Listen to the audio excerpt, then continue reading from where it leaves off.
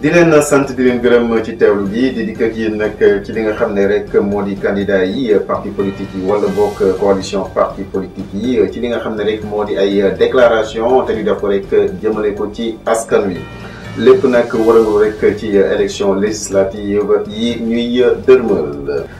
tey nag des nañ ci déglu ñeenti candidat nekk fii nag ci diaspora gi ñu di rek Moustapha Bokoum bokk ci coalition Manko Yeesal Sénégal, Amadou Chérif Diouf bokk ci coalition Ndawi Askan Wi ak kii rek di Adama Diakhaté bokk ci coalition Joyanti. bu bàkk di ne saa rek ñu dikk ak yéen ci déclaration yooyu.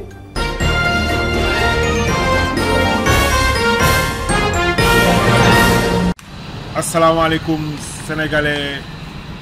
de la diaspora man la Moustapha Bokoum seen candidat l'Europe du Sud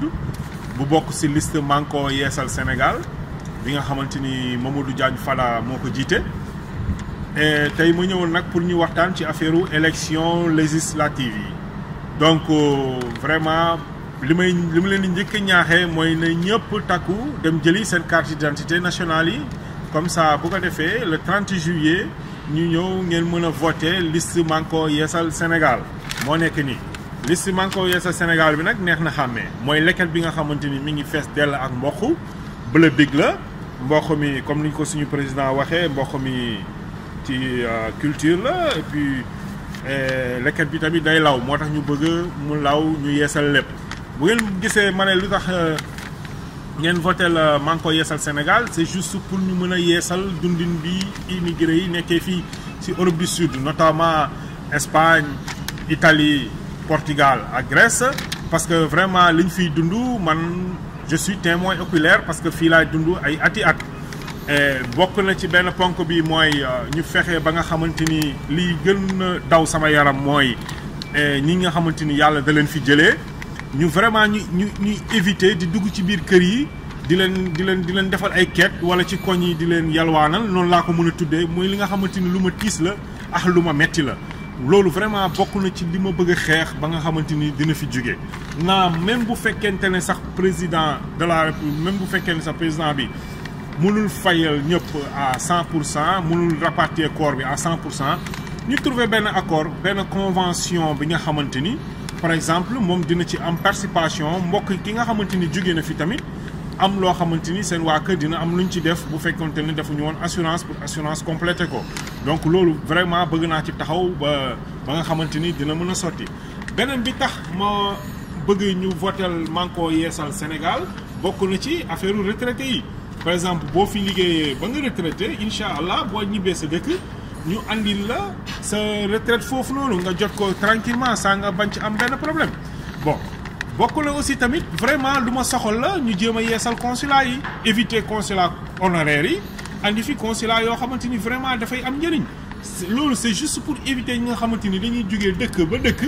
pour nekk di lijjanti benn papier boo xamante ni franchement dañ ciy def 3 heures de temps pour jot si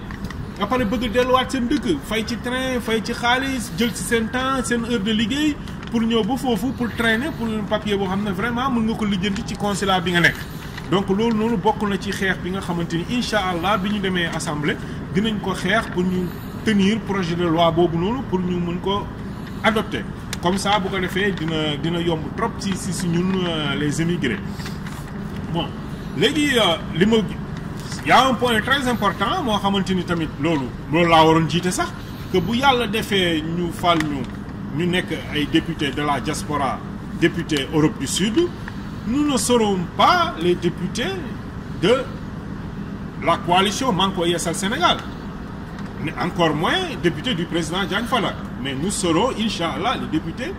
de l'Europe du Sud députés de la diaspora pour muy clair parce que ñun loolu lañ bëgg a andi lu yees ci assemblée bi parce que bëggatuñu ay assemblée député président député parti député yooyu yëpp bokk na ci li ñuy xeex ba nga xamante ni raison pour laquelle vraiment na ñëpp jàpp na ñëpp votel Manko Yeesal Sénégal.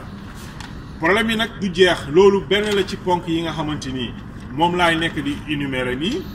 nànk-nànk léegi mais am na loo xamante ni bu soobee yàlla ñun dinañ ci def loo xamante ni lu mucc ayib la ba nga xamante ni affaire yi dina mën a jaar ci yoon parce que vraiment ñi ngi bëgg aussi tamit une assemblée jeune une assemblée dynamique une assemblée boo xamante ni vraiment askan wi moo leen lañ fay war a nekkal li fi nekk nii mu jeex yaa ngi dégg bon ku wax retraité tamit ku wax liggéey ba retraité il faut aussi tamit penser ñi nga xamante ni secteur informel bi lañ nekk am na ñoo xamante ni dañuy jaay am na ñoo xamante ni seen yëfu bopp lañ nekk ñooñu tamit war nañ mën a gëstu xalaatal leen utal leen solution boo xam ne bu ëllëgee dinañ nekk ci loo xamante ni situation bu mucc ayib la ñu bañ a dund bu compliqué mais am na loo xamante ni je tiens beaucoup te loolu tamit bokk la ci wax dëgg yàlla lu tax ngeen war a mën a bokkal ngeen war a mën a votel liste bii nii mooy Manko Yeesal Sénégal mooy affaire clandestin yi fu mu toll nii kenn mënatu ko téye day dem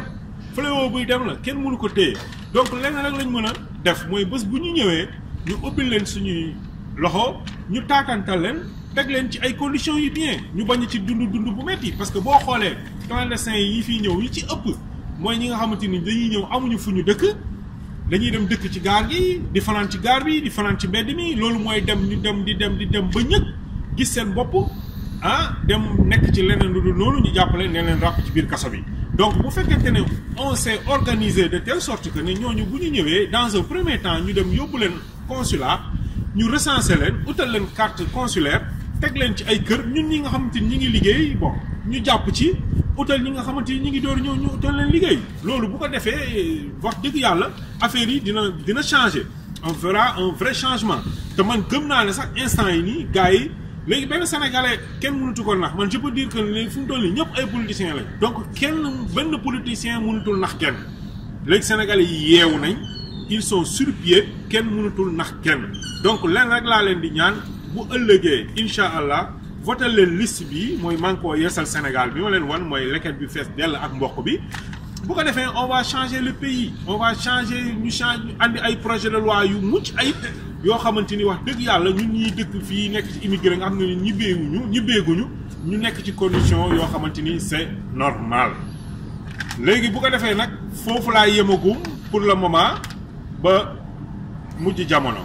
ba ci kanam ma andiwaat beneen ponk ñu waxtaan ci ponk yi benn par benn dama leen ko énumérer nii rek mais incha allah su ma ñëwaatee ponk bu ci nekk dinañ ci gën a waxtaan gën ko xóotal donc maa ngi leen di nuyu di leen sant di leen gërëm yeesal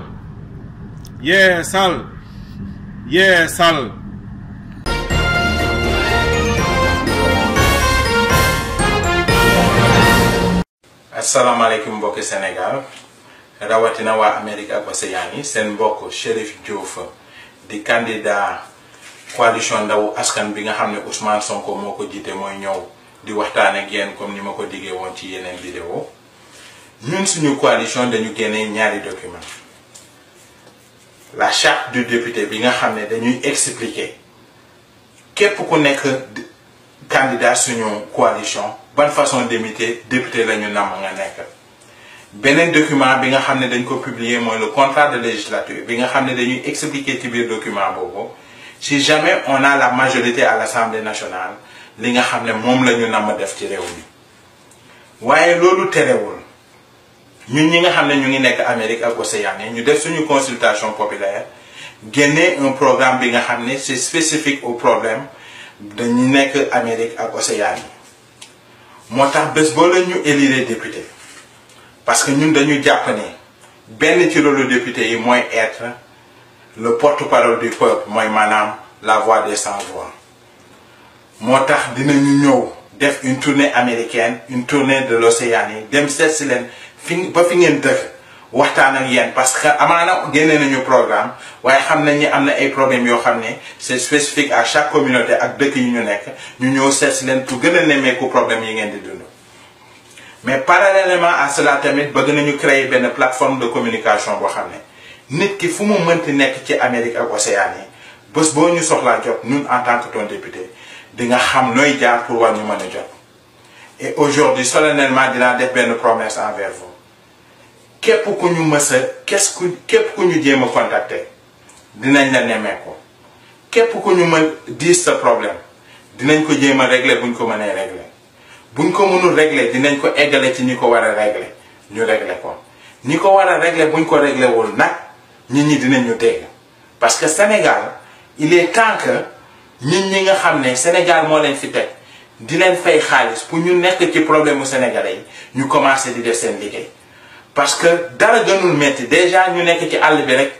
coono la ak métit la en soi mais ñi ñaa ngi fi nekk ci prison yi Amérique Océanie Canada yu kenn xamul te kenn du leen nemmeeku bi ci mujjee mooy sénégalais yi jëlee Amérique delloo leen Sénégal ba tey jii ku leen déglu ñuy wax sa yaram day daw parce que kenn nemmeeku leen incha allah ñun bés boo leen ñu defee député loolu dina jeex parce que le minimum qu'on promet de faire mooy di leen nemmeeku di xam lan mooy seen problème te bu jëlee ñu wax ci dinañ ci wax ba ñëpp a déggu ñu. beneen problème bi nga xam ne c'est général au niveau des Amériques ak Océanie boo xam ne suñu consultation populaire joxe na ko mooy le problème des papiers mooy le renouvellement des passeports sénégalais. ñun mu ñu ne nekk ci àll bi yore suñuy passeport bëgg ko renouveler duñu gis kenn ku ñu ko renouveler moo tax ñun on s'engage devant vous que problème boobu dinañ ci liggéey dinañ ci def suñu kent lay kàttan pour que mu régler wu. on va mettre la pression au plus haut niveau du gouvernement pour ñu régler problème boobu parce que loolu kat war na mën a yomb avec l'économie du numérique fi mu toll nii nit war na mën a toog fi mu toog déposer passeport am online mu am ku ñëw jëlal ko ay emprunté mag yu mel noonu dem defar passeport bi. donc ñun on va proposer une commission itinérante ñoo xam ne dañuy définir des dates bien préconçues comme par exemple ñu ne chaque mois de mai chaque 6 mois on vient à telle ville comme ça nit ñi prévoir ko ku ci nekk boo waree mën a ñëw déposer nga déposer ko ndax fii actuellement man j'ai vu des exemples concrets ñoo xam ne des jeunes étudiants yoo xam ne dem nañu ba ñàkk seen i këyit parce que au moment bu ñu waree déposer pour que ñu renouveler leen seen papier seen passeport ñëwul woon te xamuñ fenn fi ñu ko war a mën a amee. moo tax loolu c'est un autre problème bi nga xam ne incha allah bés boo leen ñu élire député dinañ ci liggéey ba ngeen xam ne ñu ngi leen di liggéeyal. ñaari point yu ndaw yooyu rek laa amoon ni dinaa ci waxtaan ak yéen tey incha allah beneen yoon dina jugaat ci yeneen point yi nga xam ne am na solo ci yéen wasalaam. Nous pas bouger, pas moyen bouger.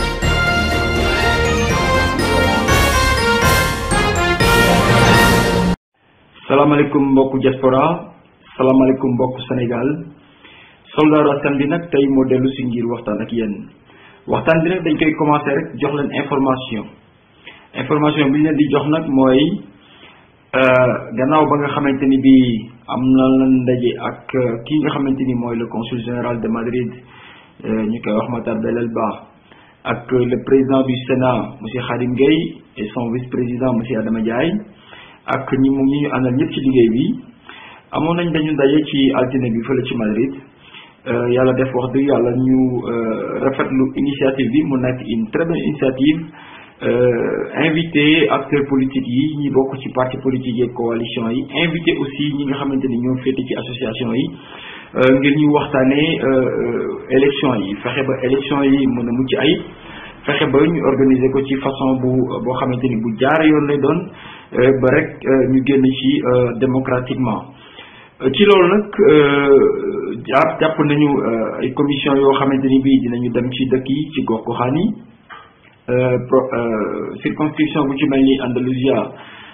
fu ci mel ni Wëlba dinañ fa nekk suba le 13 dinañ nekk Sevilla le 14 dinañ nekk Cadiz Algeciras 15 ak 16 dinañ nekk aussi Malaga le 18 dinañ nekk Grenada le 19 nekk Almeria Roquetas le 20 21 22 noonu aussi lañ ko defee ci yeneen dëkk yëpp fu ci mel ni Catalunya def ko fu ci mel ni Bilbao Vizcaya Navarra Galicia Asturias donc bu ngeen duggee suñu ay page Facebook di ngeen gis ni calendrier baa ngi foofu ñoom aussi envoyé nañu as président association yëpp rek ay information aussi envoyé ñi nga xamante ni ñoo représenté parti politique yi information boobu su ko defee rek ñu am Pastef vraiment dem jëli suñuy carte voté ji ci jëli boobu nag damay woo suma mbokku sénégalais yi yeewoo fi Espagne di leen wax ni il faut ñu am Pastef il faut ñu bàyyi dara def dara defe naa ni suñu réew ñun rek ñun ñoo ko mën a defar dama koy faral di wax jamono bu ci nekk te defe naa ni le vote c'est un droit civique donc kenn ku ci nekk dañ la ko jox nga war ko jël nag mën a accomplir sa devoir mooy lan le devoir d'un citoyen mooy dem voter ji le jour du vote moo tax ma leen di woo surtout suma mbokk yi faree Grenada di leen wax ni le 19 mercredi dem leen ngeen jële ci seen ay carte su ko defee jour élection bi ngeen mën a choisir seen candidat ci wàll boobu nag may ñaan rek ñëpp ñi nga xamante ni bii ñoom ñoo bokk ci séddale carte yi ñu def ko ci defin bu mucc ayib ba mu bañ am benn coow ndax coow amul benn sens defe naa ni ñun ñëpp benn lañu Sénégal rek moo ñu ñor comme nag Sénégal moo ñu tax a jóg te moo ñu ñor war nañu mën a góorgóorlu ba organiser ko ci la meilleure façon su ko defee mu bañ a am ay coow nit ñi ñëw rang ku rang ba egsi ñu jox la sa carte nga dem te bañ fi nekk di nit ki toog këram naan bind leen ma heure tel laay ñëw wala yooyu bu ko defee rek ñu bàyyi ci xel di leen wax ni nag carte yi pour nga récupérer ko kenn mënu ko yóbbante kenn nit ki rek moo mën a ñëw récupérer ko boppam même sa doom sax mënoo ko jël sa carte ndax ku nekk xam ne ni carte d'identité lu mbir bu am solo la ci dundu doomu aadama bi moo tax nit ki nga xamante ni moo ko déposé woon kooku rek moom moo war a mën a ñëw récupérer ko boppam bu fekkente ni bii nag sa récépissé dafa réer commission bi dinañu am benn ay fiches yoo xamante ni bii ay déclaration d'honneur lay doon su ngeen ñëwee bu ngeen prouver que ne rek seen récépissé dafa réer ñoom dinañ leen signaloo benn déclaration d'honneur mais ci kaw loolu nag il faut ngeen yore seen passeport ak seen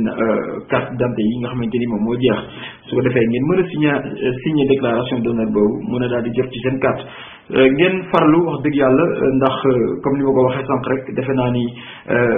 ñun ñi féete bitim réew ñun ñoo war a mën a gën a joxe exemple ci Sénégal incité waa suñu mbokk yi nekk Sénégal ñu dem voté ji ndax bu ñu bëggee soppi dara Sénégal suñu carte bi rek moom lañ ko mën a utiliser pour mën ko soppi ci loolu nag dugg nag ci sama candidature ku nekk xam na ni man maa ngi bokk ci coalition Joyanti di candidat boo xamante ni muy féete fii ci Europe du Sud di leen woo nag di leen wax ni rek vraiment ngeen góorgóorlu bañ a topp émotion yi bëri na nit ñi daanaka suñuy voté ci émotion rek la ñuy voté duñu xool programme duñu xool profilu candidat bi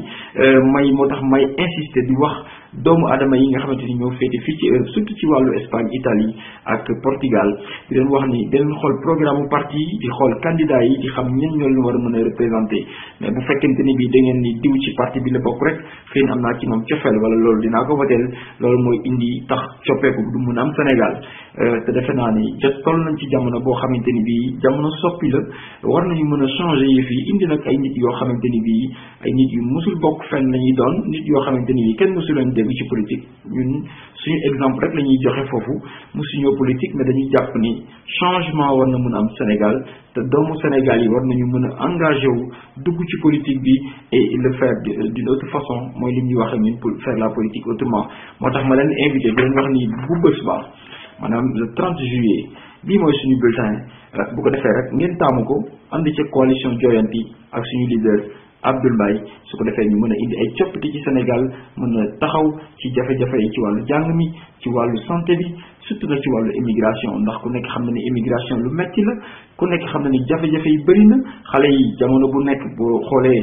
boo seetaanee journal sa yaram dafay daw ni ñuy jëlee gaal yi di traversé di dee ci àll bi loolu yëpp li ko waral rek mooy maanaam mal gouvernance bi nga xamante ni moo am ci suñu réew Afrique yi moo tax ma leen di woo di leen wax ni il faut faire le bon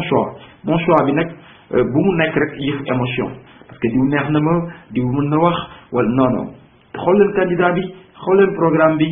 jàpp ni ñii bu ñu egsekat dinañ amal njëriñ askan bi su ko defee ngeen votel leen su ko defee Sénégal mën a jëm kanam ndax ku nekk gis na exemple yi xew France ba ci démb defe naa ni parti politique bu mel ni les républicains les socialistes gis ngeen le jeune Macron ñëw amul mouvement boo xam ne amul sax 1 an ñëw remporter élection yi loolu mooy wane ni jamono bi nit ñi ñu ngi changé ñun nag bu ñu bëggee changé wax dëgg yàlla dañuy indi loo xamante ni bii ay nit ñoo xamante ni mosuñu dugg ci politique mosuñu def politique muy métier ñëw nag di laaj seen ay baat su ko defee rek ngeen wóolu ñu dégguñu seen kaddu ñun aussi ñu mën a sàmm suñu kaddu boobu ñu yeggee ci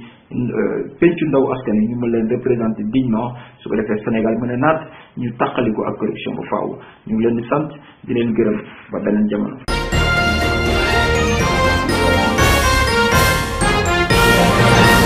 tey di tase ak ay journalistes yoo xam ne A2I pour gën a wane suñu candidat ndax kii nag ku candidat bu jara wane la koo xam ne kii kenn amul kenn koo xam ne kii umpale nga ko ci Brescia ak Italie gépp dama yaakaar ndax nit la koo xam ne ba mu wàccee ci Italie ba tey bokk na ci politique gu Abdoulaye Wade bi mu pare it ànd na ak ñi nga xam ne ñoo fi diritti per tutto ak droit de l'homme yi nga xam ne ñooy xeexal immigré yi di liggéey ci immigré yi lu rafet a rafet a rafet ndax dara gënte rafet nag liggéey ci moodu yi lu raw këyit ak sa droit lépp loo xam ne lii moo lay tax nga mën a am li la tax a guddee àll ci lay xëy ci lay gont kon tey jii buñ ko choisir parmi tant d'autres dina nekk lu nu neex trop trop et yaakaar naa ne am ngeen ay jotaay yu bari ak moom xam ngeen ne kii tête la boo xam ne bu ñu ko yóbboo assemblée yàlla mën nañu faa suturaal bu baax a baax mu défendre les causes des immigrés kon nag suñu Valentino mi ngi nii suñu bulletin na ko nit ñi xàmmee bu baax a baax a baax bulletin bu jaune la ñu bind ci coalition gagnante Wattu Sénégal ku ci nekk mooy l'homme du Sénégal ki nga xam ne ba muy ayee lépp neex na muy maître Abdoulaye Wade yaakaar naa ne nag mos naa ko mu neex bàyyi naa ko kenn mos koo gis te tey jii bi nga xamee ne jóge na Sénégal ba dellu si fa ku nekk gis na enveloppe bi ko topp ku nekk gis na mbooloo mi ko topp maam dañoo rëccu kon nag ku rëccu xam nga li nga war a def mooy fexewaat ba redresser Sénégal dëgg la dañuy wax nit waaye du problème mu nit tey problème mu Sénégal gu diig la parce que Sénégal actuellement moo soxla ñu relever ko ndax nag jóge woon nañu ci buumu njaam tey jii delluwaat nañ ci buumu njaam kon loolu lu jara diagnostiqué la beneen bi ci topp mooy tey jii la Cheikh Ahmadou Bamba Khadimu Rasul waxoon dafa egsi mooy jamono ngi ñëw boo xam ne bii lépp lu waaye doon ut ci àddina di nga ko utsee Sénégal muy nag benn doomu Sénégal dootu jógee ci Sénégal di immigré ji tey jii nag richesse yooyu yëpp tey ma dañoo gis gouvernement bi fi nekk accaparé ko jël ko jox ko tubaab yi kon lan la ñu taxaw fi mu nekk ci bunte boo xam ne dellu ci buntu njaam kon nag doomu sénégalais bu nekk dafa war a jóg taxaw surtout nunu yaay yi nag ndax lu tax yaay yi war a jóg mooy sunu doom yi ñee ngi des ci Libye ndax dox jàll ci désert bi ku ne gis na vidéo yi ñii des nañ ci géej gi muy seeni armeel mu nekk lu métti ci yaay yi kon loolu du ñu jàll mukk te taxawuñu def ci diagnostic ñu ngi leen di nuyu bu baax a baax a baax tey wax daal képp ku bëgg lu baax daal na nga wateel la coalition gagnante Wattu Sénégal asalaamaaleykum.